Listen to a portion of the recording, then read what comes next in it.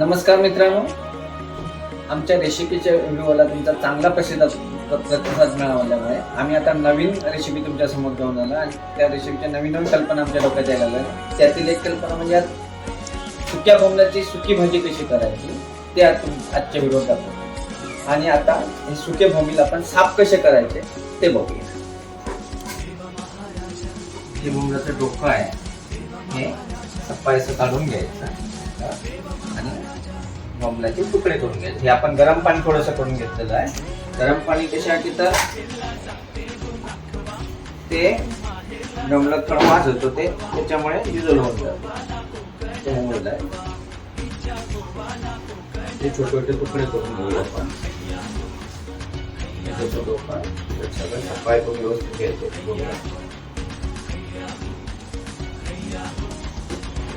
अशा प्रकारे बोंबील साफ करून त्याचे तुकडे करून गरम पाणी टाकलं होतं. ते गरम पाण्याचे तुकडे आपण आता काढून घेऊया, धुवून व्यवस्थित.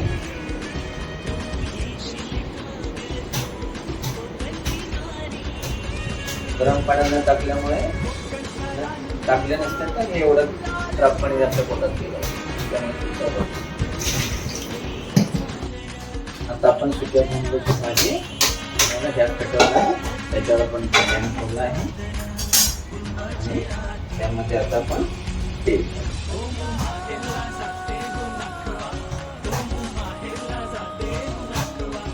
तर त्याच्यामध्ये आपण थोडी लसूण घालतो. लसूण घातल्यामुळे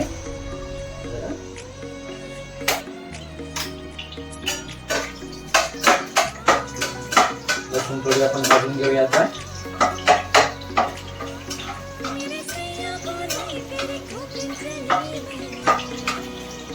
लसूण भाजलेले त्याच्यामध्ये आपण कढीपत्ता टाकायचा.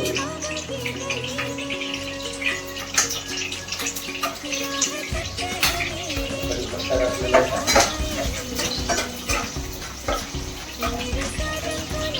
त्याच्यामध्ये आपण कांदा टाकतो.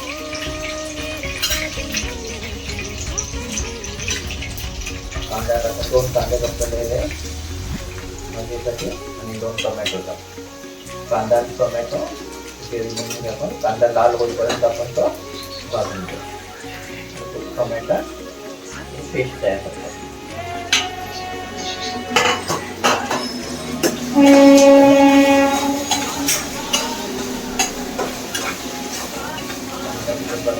टोमॅटो कांदा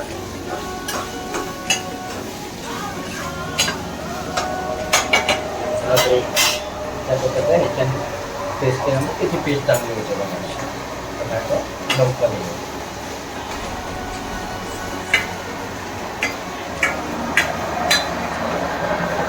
अशा प्रकारे आपण कांदा लाल होईपर्यंत टोमॅटो कांदा भाजून घेतलेला आहे. त्याच्यामध्ये आपण आता थोडं अद्रक पेस्ट टाकूया.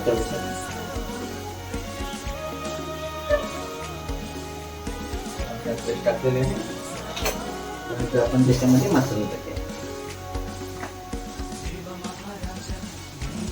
हळद टाकतो आपण.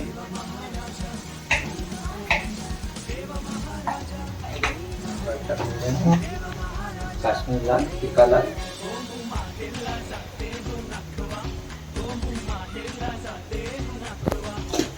त्याच्यानंतर मालवणी मसाला आपण टाकतो. गरम मसाला आपण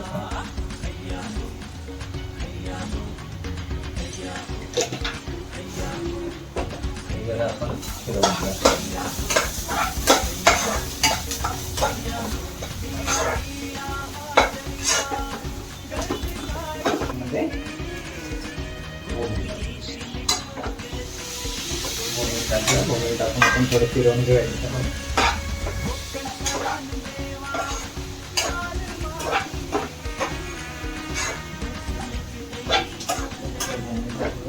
आता बोंबील आपण खारट असल्यामुळे आपण त्याच्या मिठाचं प्रमाण थोडं टाकतो, नाही तर जास्त खारट नाही.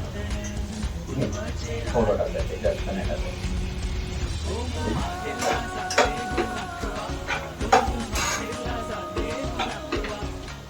थोडं पाणी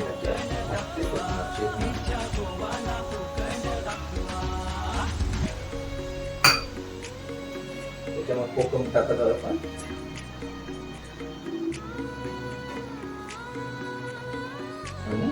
आपण कोकणी पद्धतीने बनवत असल्यामुळे हे ओल्या नारळाचं खोबरं करायचं मच्छी. आपण फिरवून घ्यायला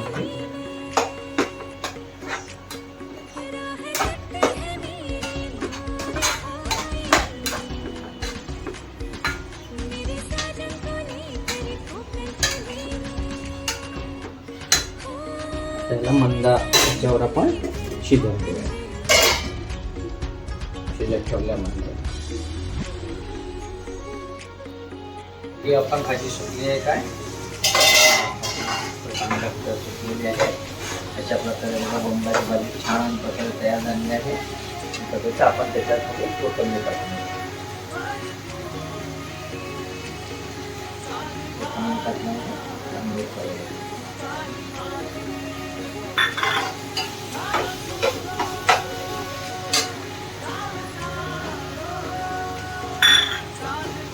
कोथिंबीर टाकलेली आहे. छान पैकी बोंबीलची भाजी तयार झालेली आहे. ही भाजी आपण गरमागरम तांदळाची भाकरी किंवा ज्वारीच्या भाकरीवर खाऊ शकतो आणि खूप छान झालेली आहे भात म्हणजे तांदळाची भाजी तुम्ही पण अशी